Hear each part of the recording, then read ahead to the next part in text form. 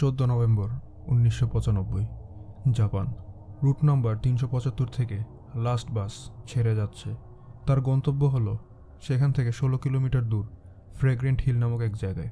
সে বাসের মধ্যে ছিল একজন বুড়া মহিলা, একটা 22-23 বছরের ছেলে, একজোড়া নিউ কাপল, একজন মহিলা কন্ডাক্টর এবং একজন বাস ড্রাইভার। রাত প্রায় 12টা কি 1টা। যেই সময়ের কথা বলতেছি সেই সময় জাপানেও গাড়ি ঘোড়ার পরিমাণ খুব একটা বেশি ছিল না এখনকার মতো। সেদিন রাতে হালকা হালকা বৃষ্টি হচ্ছিল। ড্রাইভার সেই রাস্তা দিয়ে আস্তে আস্তে গাড়ি চালিয়ে যাচ্ছিল। একটা মোড় ঘোরার পরে হাতের বাম পাশে একটা জঙ্গল পড়ে। সেই জঙ্গলের পাশ দিয়ে যখন সেই ড্রাইভারটা গাড়ি চালিয়ে যাচ্ছিল তখন সে দেখলো সেই জঙ্গলের পাশে রাস্তার সাথেই 3 জন লোক দাঁড়ায় আছে। নর্মালি জাপানে শুধুমাত্র স্টপগুলোতেই বাস দাঁড়ায়, এছাড়া অন্য কোনো জায়গায় বাস দাঁড়ায় না। কিন্তু সেদিন জানি ড্রাইভারের কি মনে হলো, সে সেদিন সেই 3টে লোকের সামনে তার গাড়িটা থামায় দিল। তার কারণ হলো এটাই হলো এই রোডের লাস্ট বাস, এর পরের বাস কালকে সকালে। সে যদি এখন গাড়িটা না থামায় হয়তো বা 3 জনকে সারা রাত এখানে দাঁড়িয়ে থাকতে হবে। সে গাড়িটা থামানোর পরে সেই 3 জন লোক গাড়িতে উঠল। গাড়িতে ওঠার পরে সবাই একটা অদ্ভুত জিনিস লক্ষ্য করলো। তারা দেখলো এই 3 জন লোকের 2 জন দুই পাশে দাঁড়িয়ে আছে এবং মাঝখানের জনকে তাদের কাঁধে ভর করে ধরে দাঁড়ায় আছে। মনে হচ্ছে যেন মাঝখানের জন অসুস্থ। সেই 3 জন লোক গাড়ির একদম পিছনের সিটে গিয়ে বসলো। গাড়ির সবাই এটাও লক্ষ্য করলো যে সেই 3 জন লোক খুবই পুরাতন, খুবই প্রাচীন জাপানিজ ড্রেস পরে আছে। এখনকার সময় সেই ড্রেসগুলো আর কেউ পরে না, এগুলো খুবই পুরনো আমলের জামা কাপড়। তারা এর কোনো কারণ খুঁজতে গেল না, তারা কেউ এটা নিয়ে তেমন একটা মাথা ঘামালো না। সবাই নিজের সিটে বসে নিজের কাজ করতে লাগলো। সবাই নিজের মতো ব্যস্ত হয়ে গেল। সেখানে বসে থাকা সেই বৃদ্ধ মহিলাটা পিছনের দিকে সেই লোকগুলোর দিকে তাকায় রইল। তার কাছে কি যেন খটকা লাগতেছিল। কিছুক্ষণ পরে সেই মহিলার কাছে যখন সেই মহিলা বাস কন্ডাক্টরটা আসলো, আসার পরে সেই বৃদ্ধ মহিলাটা তাকে বলল, আচ্ছা পিছনে ওই 3 জন যে বসছে তাদের মধ্যে একটু অদ্ভুত মনে হচ্ছে না কোনো কিছু? সেই কন্ডাক্টর বলল, অদ্ভুত বলতে বুঝলাম না। তখন সেই বৃদ্ধ মহিলা বলল, ওদের জামা কাপড়গুলো দেখো, খুবই প্রাচীনকালের জামা কাপড় না এগুলো আমাদের, ওরা এখন এগুলো পরে আছে, জিনিসটা একটু অদ্ভুত না? সেই মহিলাটা বলল, হতে পারে ওরা কোনো জামা কোম্পানিতে চাকরি করে বা কিছু, সেখান থেকে আসতেছে আর জামা কাপড় চেঞ্জ করার সময় পায়নি। এইটা বলে সেই মহিলা কন্ডাক্টরটা সেখান থেকে চলে গেল। কিন্তু সেই বৃদ্ধ মহিলা বারবার সেই পিছনে তাকায় ছিল। গাড়িটা একটা স্টপে থামলো।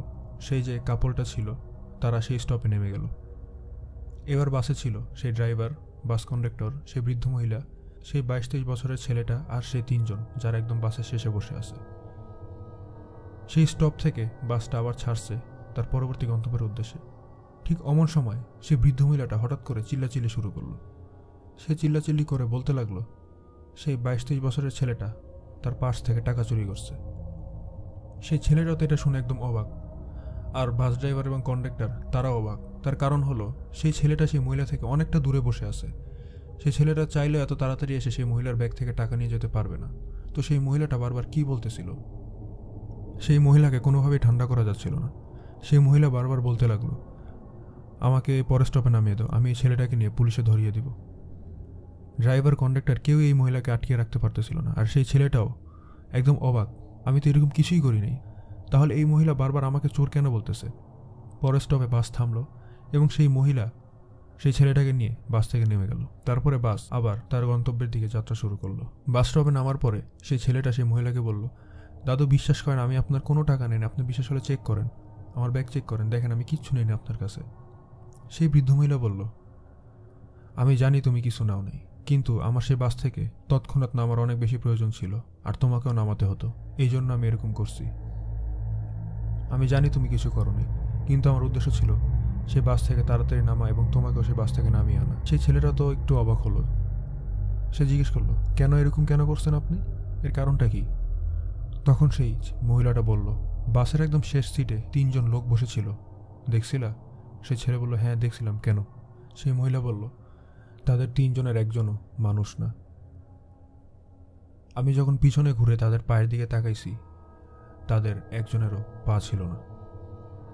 ছেলেটা সেই মহিলার কথা বিশ্বাস করতে না চাইলেও তখনকার যেই পরিবেশটা ছিল, যে আবহাওয়াটা ছিল, সেই আবহাওয়ায় ছেলেটা এই কথা শুনে অনেক বেশি ভয় পেয়ে গেল। সেই বৃদ্ধ মহিলাটা সেই ছেলেটাকে নিয়ে পুলিশ স্টেশনে গেল এবং যাওয়ার পরে তাদের সাথে ঘটা সমস্ত ঘটনা বলল এবং বাসের কথাটাও বলল। কিন্তু পুলিশ তাদের কোনো কথাই বিশ্বাস করলো না, তাদেরকে চলে যেতে বলল। পরের দিন সকালবেলা ঠিক ওই পুলিশ স্টেশনেই একটা বাস মিসিংয়ের রিপোর্ট আসলো। বাসের নাম্বারটা জানার পরে তারা বুঝতে পারল এটা সেই বাসই যেই বাসের রিপোর্টটাকে নিয়ে একটা বৃদ্ধ মহিলা আর একটা ছেলে এসে তাদেরকে বলছিল। সেই বাসটা যে কোথায় গেছে তার কোনো হদিসই পাওয়া যাচ্ছিল না। তার থেকে 16 কিলোমিটার দূরে যে ফ্র্যাগ্রেন্ট হিল নামক জায়গায় সেই বাসটা যাওয়ার কথা ছিল, সেই জায়গায় সেই বাসটা পৌঁছায়নি। বাসটা হঠাৎ করে হাওয়ায় কোথায় ভ্যানিশ হয়ে গেল, কেউ এর কোনো উত্তর খুঁজে পাচ্ছিল না। সেই বাসটা যে যে রুটে যাওয়ার কথা ছিল সবগুলো রুটে সিসিটিভি ক্যামেরা চেক করা হলো। সেই বৃদ্ধ মহিলা এবং সেই ছেলেটা যেই বাস স্টপে নামছিল সেই সিসিটিভি ক্যামেরাতে সেই বাসটাকে শেষবারের মতো দেখা গেছিল। এরপরের আর কোনো সিসিটিভি ক্যামেরায় সেই বাসটাকে আর দেখা যায়নি। পুলিশ এবার তদন্তে নামলো। সেই ছেলেকে এবং সেই বৃদ্ধ মহিলার বাসায় যাওয়া হলো, তাদেরকে বিভিন্ন প্রশ্ন জিজ্ঞেস করা হলো, কিন্তু তারা দুজনই যে যে কথা বলল সেই কথার কোনো যুক্তি পুলিশ খুঁজে পাচ্ছিল না। অবশেষে সেই বাসটার খোঁজ পাওয়া গেল। সেই জায়গাটা থেকে 100 কিলোমিটার দূরে একটা নদীর খাদে পড়ে আছে। সবথেকে অদ্ভুত ব্যাপার হলো সেই বাসটা যে সেখান থেকে পড়ছে, কীভাবে পড়ছে এর কোনো চিহ্ন মাত্র সেখানে নাই। সেই বাসটাকে সেখান থেকে উঠানো হলো। উঠানোর পরে সেই বাসের ভিতরে 5 জনের লাশ পাওয়া গেল, একজন ড্রাইভার, একজন কন্ডাক্টর এবং 3 জন লোক। ড্রাইভার আর কন্ডাক্টরের লাশটা খুব সহজেই শনাক্ত করা গেল, কারণ তাদের চেহারা বিকৃত হয়নি, কিন্তু খুবই বীভৎসভাবে তারা মারা গেছে। কিন্তু আর যে 3 জন লোক ছিল সেই 3 জনের লাশ কোনোভাবেই শনাক্ত করা যাচ্ছিল না। কিন্তু সবথেকে অদ্ভুত বিষয় এই যে ফরেন্সিক টিম যখন আসলো সেই লাশগুলোকে এক্সামিন করলো, তারা দেখলো যে বাস ড্রাইভার এবং কন্ডাক্টর একদিন হয়েছে মারা গেছে, অর্থাৎ কালকে রাতেই মারা গেছে। কিন্তু আর যে 3টা লাশ আছে এই 3টা লাশ প্রায় 6 মাস আগের, অর্থাৎ 6 মাস আগে এই 3 জনের মৃত্যু হয়েছে। কিন্তু এটা কিভাবে সম্ভব? বাসের ভিতরে তারা উঠছিল 3 জন, সবাই দেখছে, কিন্তু এই 3 জন আরো 6 মাস আগেই মারা গেছে। তাহলে বাসের ভিতরে কারা উঠছিল? এবার পুলিশের মাথায় একটু খটকা লাগলো। সে বাসের ভিতরে শুধুমাত্র অতটুকু পেট্রোলই ছিল যে সেটা ফ্র্যাগ্রেন্ট হিল পর্যন্ত যেতে পারবে। সেখানে যাওয়ার পরে বাসটাকে আবার রিফুল করা লাগতো। সেইখান থেকে 100 কিলোমিটার দূরে বাসটা কিভাবে আসলো? পুলিশ এবার বাসটাকে সেই খাত থেকে উঠালো। উঠানোর পরে সেই বাসের অয়েল ট্যাঙ্কারটা খুলে দেখা হলো। খোলার পরে তারা দেখলো ট্যাঙ্কার ভর্তি লাল টকটকা তাজা রক্ত। এটা দেখে প্রত্যেকটা পুলিশ প্রচণ্ড বেশি ভয় পেয়ে গেল। গাড়ির ভিতরে তেলই ছিল না এত দূর আসার, গাড়িটা এত দূর আসছে, তার উপরে আবার গাড়ির পেট্রোল ট্যাঙ্ক ভর্তি রক্ত। এই কেসটার কোনো উত্তর, কোনো সুরাহা পুলিশ করতে পারল না। তারপর থেকেই রুট নাম্বার 375 জাপানের সব থেকে হন্টেড রুট হিসেবে পরিচিতি লাভ করে। এই ঘটনাটার কোনো সুরাহা, কোনো সমাধান আজ পর্যন্ত কোনো পুলিশ বা কেউ করতে পারেনি। তো গাইস, এই ছিল আজকের ঘটনা। আশা করি ঘটনাটা তোমাদের খুবই ভালো লাগছে। আজকে একটু অন্যভাবে তোমাদেরকে ভিডিওটা আমি উপস্থাপন করার চেষ্টা করছি। আশা করি ভিডিওটা তোমাদের অবশ্যই ভালো লাগছে।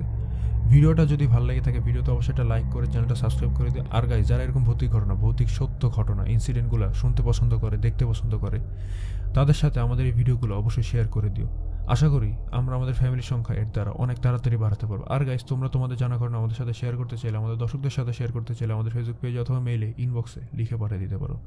অবশ্যই কোনো এক এপিসোডে সেটা শোনানো হবে, সমস্ত লিঙ্ক ডিসক্রিপশনে দেওয়া আছে। তো ভালো থাকবে সবাই, নেক্সট ভিডিওতে দেখা হবে সবার সাথে। আর believe it or not, it happens.